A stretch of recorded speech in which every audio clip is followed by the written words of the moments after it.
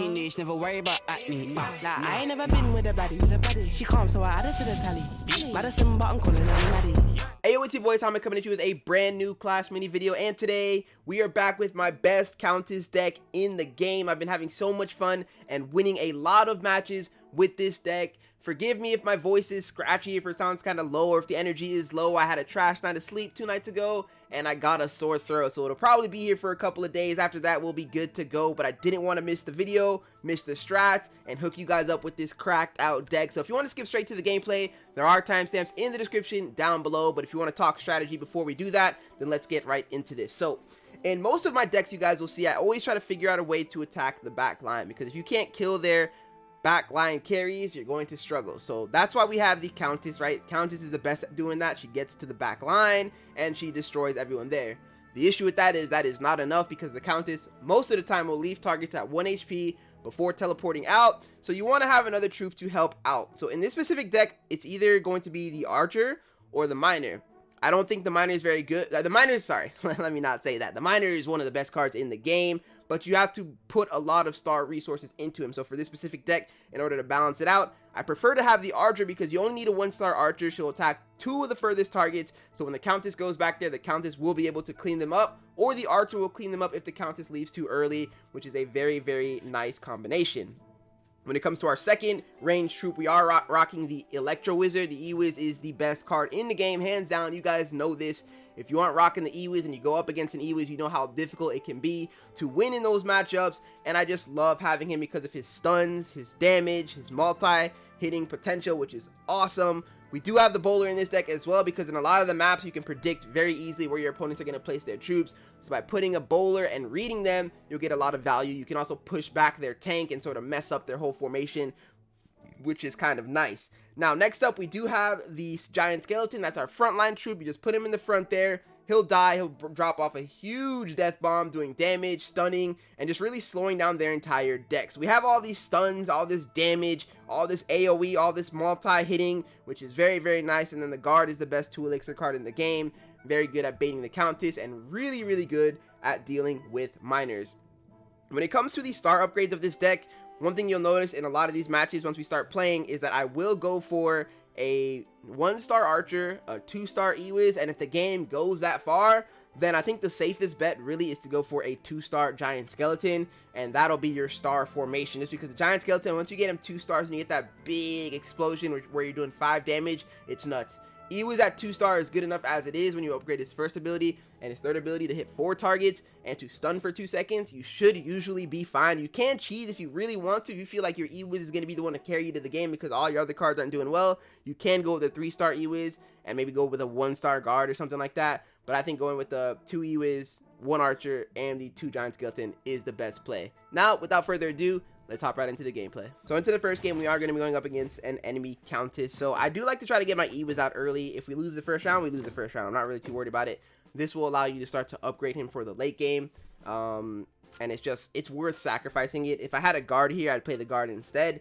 But I have an Archer. Could I cycle for a guard? I could, but it's just round 1. So I'd rather just place the Archer. This will also be good bait for his Countess, right? If he goes after my Archer, the E-Wiz gets to stay alive, which is nice. And look at that, our Countess takes down the bowler. And now the E-Wiz gets a stun off, which is huge. That's why you want to play E-Wiz. E-Wiz is good at any stage of the game, but just the first round, it's nice. You can bait with the Archer. I mean, once she gets her couple of shots off, she's done her job in the match, right? Countess able to take down the bowler. Now next, let me place both of these here just to see what I have in rotation. Okay, so I just wasted 2 slots. Unlucky. All good though. So I was trying to see if I could find what do you call it?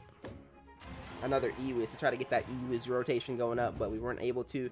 He is rocking the Magic Archer, so now I can't place my E-Wiz where I'm placing it, otherwise we're going to get punished by the see-through damage of the Countess. E-Wiz will get a beautiful stun off though, and it looks like we're actually going to be able to go up. Ooh, I thought I almost spoke too soon. We'll be able to go up 2-0 even with the Countess getting that early shot. Luckily for us, the Giant Skeleton, I say lucky, but the bowler really pushed the Giant Skeleton back, which allowed our Giant Skeleton to move forward and do the value that he was, find the value that he was able to find. Now, I don't think we're going to get our E-Wizes up, which is crazy. So let's drop a guard. Yeah, we don't get E-Wiz rotation this game. That is nuts. We'll attack 1 additional target and we'll save the last 2. We don't have a choice. We have to save the last 2 elixir here. That's okay. And let's see what happens. We will most definitely be selling some cards when we need to. But look at the Archer getting her value, attacking 2 of the back lines. He does have that bonus E-Wiz to where he has the extra level on us, but the Archer almost took him out, which would have been insane. Takes him out now, and now the Archer's still getting value. Still getting value, but we are going to lose this round because he has that level 1 E-Wiz, right? Where he gets the value. So hopefully our rotations start looking well. This is probably the worst rotation you could ever have, just not getting any E-Wiz, right? And especially in an E-Wiz meta where you need to balance that out. So we finally get him now. We get that to go up to 4. We're going to rotate and get him again up to 2 seconds. And now he's in a little bit of trouble. So we'll bowl middle because he's been placing his Giant Skeleton middle this entire time. He doesn't really... I guess it depends on where he plays his. We'll play these 2 back here. So the Magic Archer gets no value at all. And could I have trapped the guard? Yeah, we'll do that last round if we need to. Yep. So here, the Magic Archer is going to be forced down to attack the Giant Skeleton. E-Wiz stays alive.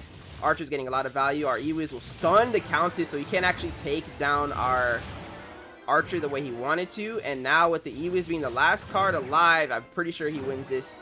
Even if they had full health, they'd be in trouble because we have the beautiful stun damage. So that's going to be a very clean 3-1 where we didn't have our E-Wiz early game. Otherwise, it would have been an easy 3-0. Game 2, we are going up against an Archer Queen. I'm glad because we want to show the variety of this deck, right? That is the beauty of it. So I don't think he'll play Miner. There's like almost no chance he plays a Miner in a... I say almost. It's not like a Miner is bad in an Archer Queen deck. You just rarely see it. So we'll play the E-Wiz back here. I should have probably played it one tile to the right in case he plays Bowler on the heal spot. So he's playing this Queen on the heal spot, and she will target our E-Wiz, so that's unfortunate.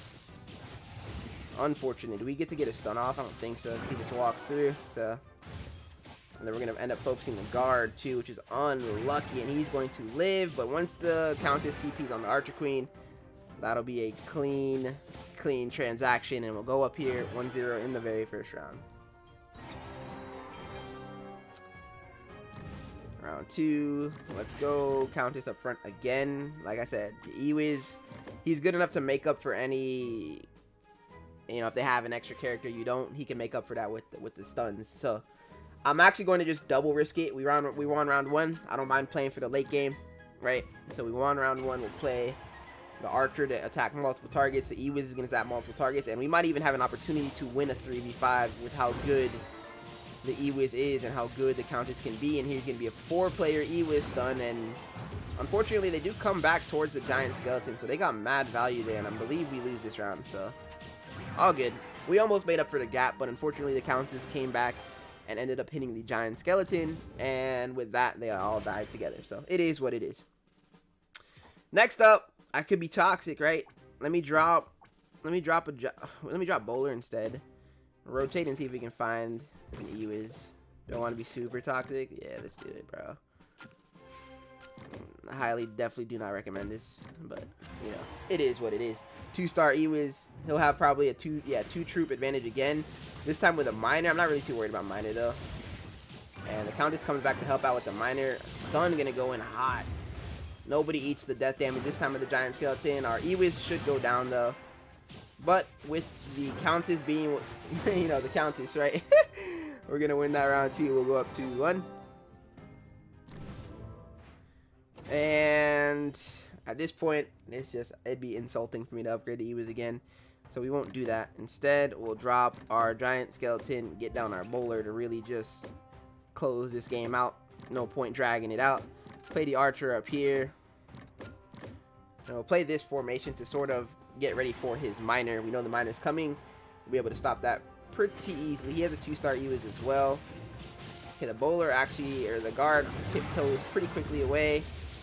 There's going to be a grand stun coming in from our E-Wiz. 2-second stun doesn't allow his E-Wiz to get a stun off. And it's a very, very clean 3-1 victory over Mateen. Another Countess matchup. I'm down to just get the E-Wiz out and bait the Archer once again. I don't think he plays. He might stack close. It's hard to say. Hard to say, really. I just really want to make sure our Archer is the one that gets targeted here. So we'll go Countess up close. E-Wiz second row. To be honest, I don't know why I played Archer in the same row as... that was a bad play on my part. An E-Wiz stun might save us. Nah, it doesn't. We lose first round. So you should never, ever do that. I don't know why I didn't think he would place a Bowler. So either way, he wins the first round. We'll make things interesting here for the final game. Love to see it. And he's rocking bowler too, so he's just gonna continue to bowl this spot. It's toxic to do this. I don't think it's even a good idea, to be honest with you. If I'm being completely honest with you, there's no way this is a good play. But at this point, he got us in round 1, so I'm going to be toxic now and try to get him in round 2. I'm able to get a zap off when that hits his Countess, which is nice. Yeah, not a good play indeed. Not a good play at all. All good though. So we'll go 0-2 here. And at this point, well, I'm this far in, I might as well keep doing what we're doing. We'll drop the Ewas on the slot. He'll have a massive numbers advantage. And we'll pray for the best. For the reverse sweep, we need the Ewas to be juicing.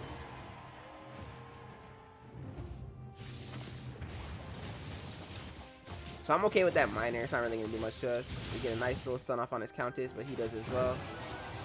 Now we'll get the Countess TP. If we get another stun, I think we win the round. Oh, we got another stun. Beautiful, man. Oh, no. Let's go, dude. We're risking it for the biscuit here in game 4, or game 3. Oh, baby. Now there's an issue here. All that biscuit risking, right? Now we need to get out. We need to attack an additional troop, which I don't mind. I'm gonna try to lock him in. I don't know if this is gonna work. It might not. It might not. We have to bowl his Ewas spot. We're not playing our Ewas on the slot. Obviously, it's in the front row. And it actually does work because the Ewas has ridiculous range. It's nice. So we kill the archer. Our archer's still up too, and we're able to stun the heck out of his Countess, which is nice. His bomber gets 0 value. And we're just, let's go, dog. Opposite do the same thing on the opposite side. Do I want to play the Ewas on the slot? I can, but we lose our formation. So I think I keep the exact same formation. We play the Countess on the slot instead.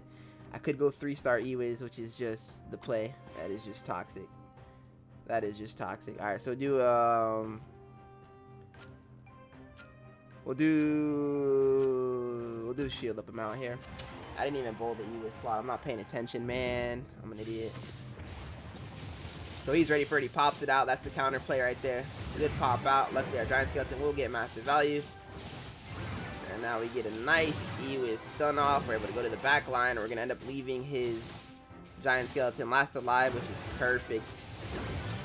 Boom. Oh, wow. Look at how close that actually came down to. All because I didn't bowl the first spot. That's the only reason why that round even got that close. I didn't bowl his Ewas spot. So that's on me.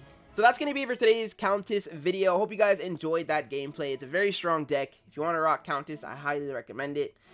You can substitute cards if you want, but I found that this deck just works perfectly and it works really, really well. Hope you guys enjoyed today's video and I hope you're going to enjoy it.